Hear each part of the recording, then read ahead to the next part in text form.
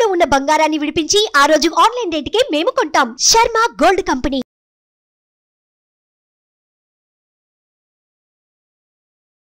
గురుగారు, ఇప్పుడు మనకి నచ్చిన ఉద్యోగం రావాలంటే అది ప్రైవేట్ అయినా కావచ్చు, గవర్నమెంట్ అయినా కావచ్చు, ఇంకా నచ్చిన ఫీల్డ్కి సంబంధించి అసలు ఎలాంటి పరిహారం చేసుకోవాలండి? ఏ దేవుణ్ణి ఆరాధిస్తే మంచిదంటారు?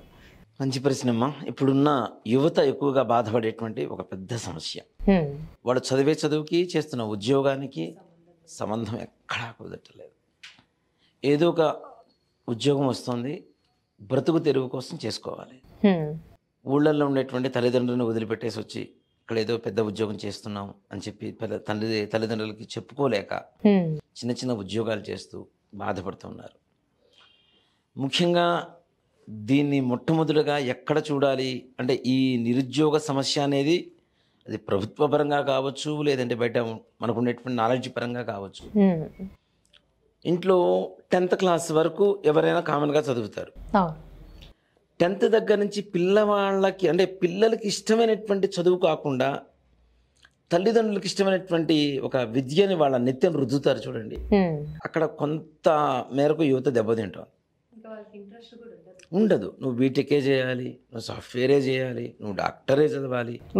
వాడి మైండ్లో ఏది ఉంటే అది చదువుతాడు. కానీ ఇప్పుడు ఇన్ని చెప్తున్న తల్లిదండ్రులకి వంకాయ కూర అంటే ఇష్టం అంటే ఆ కూర వేయకుండా ఏ రోజు వేరే కూర వేసి ఒక 4 సంవత్సరాల పాటు అన్నం తినమని చెప్పండి, తినగలుగుతారా? మనం ఒక పూట తింటే అరిగిపోయేటువంటి ఒక కూర దగ్గర ఏమైనా రాజీ పట్టలేదు. జీవితాంతకాలం వాళ్ళ భవిష్యత్తు నాకు ఇది ఇష్టమైంది, దీంట్లోనే రాణిస్తాను అని చెప్పి వాళ్ళకు ఒక ఐడియా ఉన్నప్పుడు, ఎక్కువగా ఇంట్రెస్ట్ ఉన్నప్పుడు వాళ్ళు దాని మీద కాన్సన్ట్రేట్ చేయగలుగుతారు. కానీ మిగిలిన వాటి మీద మనం చెప్పిన వాటి మీద చేయలేరు కదా. అక్కడ కొంతమంది యువత చాలా వరకు దెబ్బతింటున్నారు. కాబట్టి తల్లిదండ్రులు ముఖ్యంగా చెప్తున్నాను, పిల్లలకి ఏది ఇంట్రెస్ట్ ఉంటే అది దాంట్లో ఉన్నతంగా చదివించడానికి ప్రయత్నం చేయండి. ఇప్పుడు నాకు 2 కొడుకులు ఉన్నారమ్మా. మా పెద్ద బాబు ఉండి నేను పురోహితం నేర్చుకుంటాను అని అన్నాడు. నేను ఒకటేసారి చెప్పి 1-2 సార్లు ఆలోచించుకున్నాను. దీంట్లో దిగితే పంచలు కట్టుకోవాలి, ఇట్లానే ఉండాలి, మాకు లానే ఉండాలి, నేను లేదు నేను చేస్తాను అన్నాడు. వాడి ఇంట్రెస్ట్ దించాను. చక్కగా పురోహితం చేసుకుంటున్నాడు. వాడికి ఇప్పుడు 21వ సంవత్సరం. వాడి సంపాదనతో వాడి బైక్ కొనుక్కున్నాడు, వాడు కారు కొనుక్కున్నాడు, ప్రశాంతంగా వాడి జీవితం సాగిస్తున్నాడు. నచ్చింది వాడికి, నచ్చింది కాబట్టి వాడు చేస్తున్నాడు. మరి 2వ వాడు ఉన్నాడు. వాడిని అడిగా నేను, నాన్న నువ్వు కూడా పురోహితం నేర్చుకోవాలి, అన్నయ్యలాగా మంచిగా సంపాదించుకోవచ్చు, బాగుంటుంది, అందరూ మంచి గౌరవం ఇస్తారు పురోహితం అంటే కూడా అని. లేదు నాకు ఇంట్రెస్ట్ లేదు నాన్న అన్నాడు. ఒక 10 సార్లు చెప్పి చూశా. వాడు కొంచెం సంపాదన ఎక్కువ అయ్యేసరికి నువ్వు ఇంకా చదువుకుంటూనే ఉంటావు, నీ ఇష్టం మరి ఆలోచించుకో అని చెప్పాను నేను. లేదు నేను చదువుకుంటాను, కాలేజీకి వెళ్తాను అన్నాడు. వాడి ఇష్టం. అలా కాదు నువ్వు పురోహితానికి రావాలి తప్పనిసరిగా అని బలవంతం చేస్తే వాడికి ఇష్టం లేని బలవంత బ్రాహ్మణార్థం అంటారు దీన్ని. ఇష్టం లేని పనిని ఎంతవరకు ఇష్టంగా చేస్తాడు? కష్టం, అతి కష్టంగా ఉంటుంది. వాళ్ళకి ఇష్టమైన పని కాబట్టి అది కష్టమైనా కూడా కష్టం కనపడదు వాళ్ళకి కదా. ఇక్కడ చాలా వరకు యువత దెబ్బతింటుంది. తల్లిదండ్రుల బలవంతం వల్ల వాళ్ళకి ఇంట్రెస్ట్ ఉన్నటువంటి ఎడ్యుకేషన్ కాకుండా, సబ్జెక్ట్స్ కాకుండా తల్లిదండ్రులకి ఇష్టమైనటువంటి సబ్జెక్ట్స్ పిల్లల మీద రుద్దటం వల్ల అలా కొంతవరకు దెబ్బతింటున్నారు. ఇక్కడికి వచ్చిన తర్వాత మా అమ్మ నాన్న చదివించారు, ఏదో ఒక ఉద్యోగం చేద్దాం, ఏ ఉద్యోగం వస్తే ఆ ఉద్యోగం చేద్దాం. ఇంకా జాబులు దొరకకుండా బిజినెస్ చేసుకునే వాళ్ళు కూడా ఉన్నారు. ఇక్కడ దీంట్లో కూడా ఏంటంటే అంటే బిజినెస్ చేయడం తప్పని చెప్పడల్లా కాదు, కాకపోతే వాళ్ళ చదువు అనేది. ఇప్పుడు ఒక మాట చెప్పాలంటే వ్యాపారం భారతదేశాన్ని మన దేశానికి ఎంత మంచి చేస్తుందో, ఒక జ్ఞానవంతుడు మరుగున పడిపోవటం కూడా ప్రపంచానికి అంత చెడు చేస్తుంది. బాగా తెలివిగల వాడు, విద్యావంతుడు, వాడి వల్ల ఏదో కొన్ని వస్తువులు కానీ, కొన్ని యంత్రాలు కానీ, కొన్ని పరిశ్రమలు కనిపెట్టడం, కొంతమందికి ఉద్యోగం ఇవ్వటం. వ్యాపారం చేస్తే తను ఒక్కడే సంపాదించుకుంటాడు, మహా అయితే షాపులో 2-3 ఉంటారు, వీడు సంపాదించుకుంటారు. సూపర్ మార్కెట్ పెట్టినా 10 మంది, మహా 20-15 మంది ఉంటారు. కానీ ఒక ఉద్యోగస్తుడు వాడి మేధస్సుని బాగా, ఈ తెలివితేటల్ని బాగా ఇజిపెట్టేసి సానబెట్టి ఒక పరిశ్రమను, లేదంటే కొత్త కొత్త యంత్రాలు, ఇప్పుడు మనకు అన్నీ కూడా కొత్తగా ఎట్లా వస్తాయి? ఒక మేధావి ఏదైనా వాటి మీద ప్రయత్నం చేసి, కనిపెట్టి ప్రయత్నం చేసి వాటిని సఫలీకృతం చేస్తే జనాల్లోకి వస్తుంది. అవునా? కానీ ఇప్పటికీ మనం చైనా వస్తువులే చాలా వాడుతూ ఉంటారు. అవునండి. దీంట్లో అందరికీ ఇప్పుడుండే యువతకి దగ్గరగా ఉండేటువంటిది సెల్ఫీ స్టిక్స్ ఇట్లాంటివి ఉంటాయి కదా. మరి ఇవన్నీ ఎవరు కనిపెట్టారు? మనమా? ఇంకా చైనా వాళ్ళు ఇంకా కదా. మరి అవే వాడుతున్నాం కదా. మన పిల్లలు ఇంకా ఎవరో కనిపెట్టినవి మనం కొనిపెడితే వాడుకునే స్థితిలో మన పిల్లలు ఉంటే మన పిల్లలు ఎప్పుడు కనిపెడతారు, వేరే వాళ్ళు ఎప్పుడు కొంటారు? మన దేశానికి ఎట్లా ఉపయోగపడతాం? చదువు అంటే ఎంతసేపు డబ్బు సంపాదనేనా?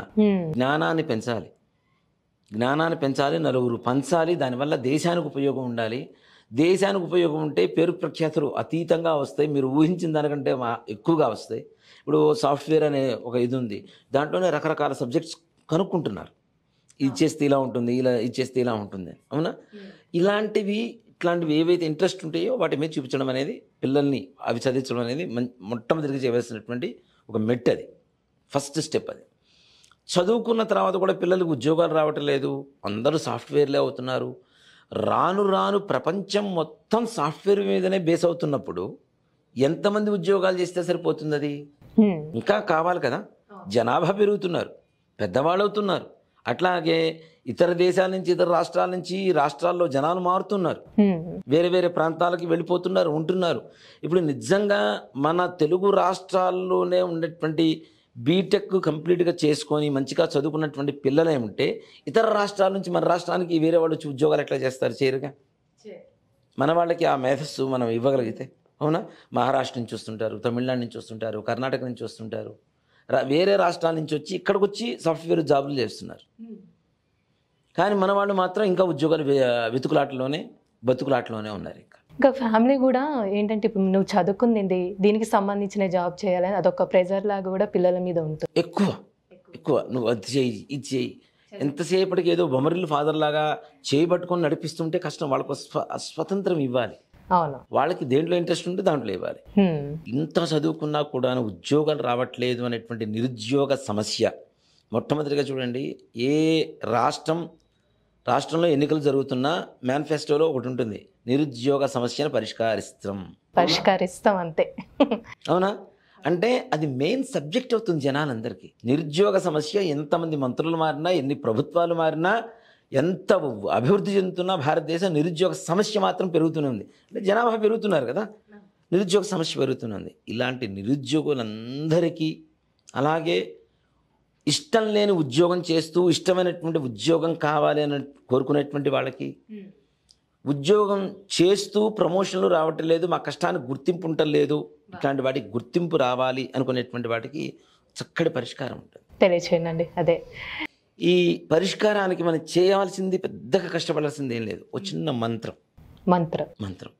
ఈ మంత్రాన్ని ప్రతినిత్యం ఆఫీసు నుంచి వచ్చిన తర్వాత రాత్రి 9 గంటల తర్వాత అయినా సరే 1 గంట సేపు కనుక భగవంతుడికి మన శరీరాన్ని, మన మనస్సుని, మన సమయాన్ని కేటాయిస్తే తప్పనిసరిగా మీరు అనుకునేటువంటి వృత్తి వ్యాపార ఉద్యోగాల్లో ఉన్నతమైనటువంటి స్థానం పొందడానికి అవకాశం ఉంటుంది. ముఖ్యంగా ఉద్యోగానికి వెళ్ళినప్పుడు ఎవరైతే ఇంటర్వ్యూ చేస్తున్నారో వాళ్ళని మనం ఆకర్షించేట్టుగా మాట్లాడాలి, ఆకర్షించేటువంటి జ్ఞానం కావాలి, తెలివితేటలు కావాలి, మన మేధస్సు కావాలి. వీటన్నిటికీ కూడాను నిజంగా మాట చెప్పాలంటే ఈ అమ్మవారిని నీలా సరస్వతి అని కూడా పిలుస్తూ ఉంటారు. అలాగే అసలు ఈ అమ్మవారి అసలు పేరు ఏమిటంటే రాజశ్యామల. అంతకుముందు కూడా మనం చెప్పుకున్నాం అమ్మవారి గురించి, రాజశ్యామల అమ్మవారి గురించి. చాలా సకల ధన జన వశీకరణ, ఉద్యోగ సమస్యలు, విద్యా సమస్యలు, మేధస్సుకు సంబంధించినటువంటి సమస్యలు, ఎవరైనా మనం ఇంటర్వ్యూకి వెళ్తున్నా సరే తప్పనిసరిగా ఉద్యోగం మనకు రావాలి అనుకునేటువంటి వాళ్ళకి, ఇట్లాంటి వాళ్ళందరికీ కూడా అమ్మవారి చక్కటి పరిష్కారం చూపిస్తుంది. రాజ అంటేనే కింగ్, శ్యామలము అంటే పచ్చదనము, ఉద్యోగం ఉన్నతమైనటువంటి స్థానంలో కూర్చోబెట్టినటువంటి శక్తి కలిగినటువంటి అమ్మవారే ఈ రాజశ్యామల అమ్మవారు. ఈ మంత్రాన్ని ప్రతి నిత్యం రాత్రి 9 గంటల నుంచి 10 గంటల వరకు, లేదా 9 నుంచి 9:30 వరకు ఒక అరగంట సేపు ప్రశాంతంగా ఆకుపచ్చ వర్ణంలో ఉండేటువంటి వస్త్రాలు కట్టుకొని, ఆకుపచ్చ ఆసనం వేసుకొని, ఆకుపచ్చ మాలలు అమ్ముతుంటారు మనకి, జపమాల తీసుకొని ఓం హ్రీం ఐం శ్రీం రాజమాతంగే నమో నమః, ఓం హ్రీం ఐం శ్రీం రాజమాతంగే నమో నమః, ఈ మంత్రాన్ని ఒక అరగంట సేపు కనుక ప్రశాంతంగా చేస్తూ 5 నిమిషాలు ఓం నమః శివాయ అనేటువంటి మంత్రాన్ని జపం చేస్తే 41 రోజులు ఉద్యోగం రాకపోతే స్క్రీన్ మీద నెంబర్ ఉంటుంది, దానికి ఫోన్ చేయండి. అంటే ఇప్పుడు ఉద్యోగానికి ట్రై చేస్తున్న వాళ్ళే ఈ విధంగా చేయాలండి, లేకపోతే వాళ్ళ తరపున ఫ్యామిలీ సంబంధించి అలా కొంతమంది డౌట్. నేను తింటే నాకు కడుపు నిండుతుంది కదా, పక్క వాళ్ళు తింటే నాకు కడుపు నిండదు కదా. ఇంట్లో మా అమ్మగారు భోజనం చేస్తారు, నాకు కడుపు నిండుతుందా?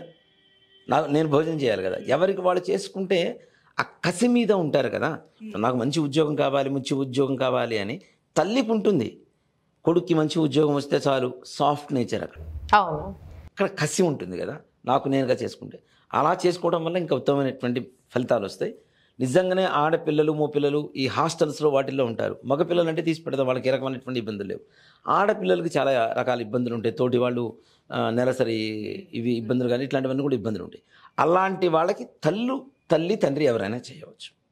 మగపిల్లలు సొంతగా చక్కగా కూర్చొని చేసుకోవచ్చు, లేదు ఆడపిల్లలు ఉంటేనేమో వాళ్ళే చేసుకోవాలి. ఒకవేళ హాస్టల్లో ఉంటే మాత్రం తప్పనిసరిగా తల్లిదండ్రులు ఎవరైనా చేయవచ్చు. ఇలా చేయడం ద్వారా తప్పనిసరిగా ఉద్యోగ స్థితి, ప్రమోషన్స్, మంచి బాసుల దగ్గర నుంచి ఎవరైతే ఉన్నత అధికారులు ఉంటారో వాళ్ళ దగ్గర నుంచి మంచి మన్ననలు పొందడం, మంచి సపోర్ట్ రావటం. ఆఫీసులో వ్యతిరేకత అనేది ఎక్కడా కనపడదు, అంతా సానుకూలతే. అంటే వీళ్ళు ఎదురు వాళ్ళకి సలహా ఇచ్చేంత స్థాయికి మేధస్సును కూడా పెంచుతుంది అమ్మవారు.